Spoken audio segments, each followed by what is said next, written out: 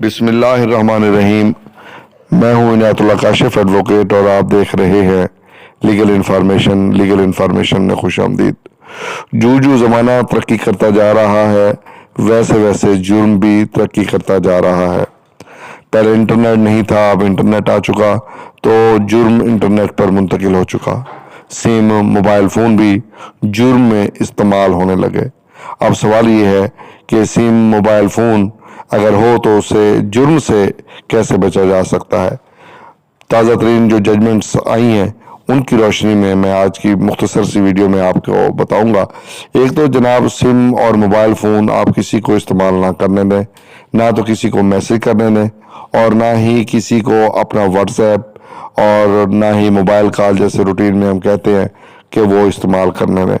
اور اگر کوئی موبائل سم آپ کو پڑی ہوئی ملے یا فون پڑا ہوا ملے، ہرگز آپ اپنی سم اس میں نہ ڈالیں، اور اگر آپ کو کوئی ایسی چیز ملے تو آپ فوری طور پہ پولیس سے رجوع کریں۔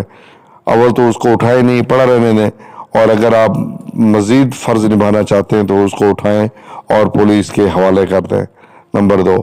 نمبر 3، اب ایک کیس میں آپ کو بتاتا ہوں کہ وہاں کیا ہوا تھا۔ پولیس نے سم پر جرم ہوا، پولیس نے تفتیشی نے گوارا نہیں کیا کہ موبائل فون میں جو سم ڈالی گئی تھی وہ موبائل فون کس کا تھا۔ ملزم کے پاس گرفتاری کے وقت نہ موبائل برآمد ہوا اور نہ ہی ایسا کوئی میٹیریل برآمد ہوا۔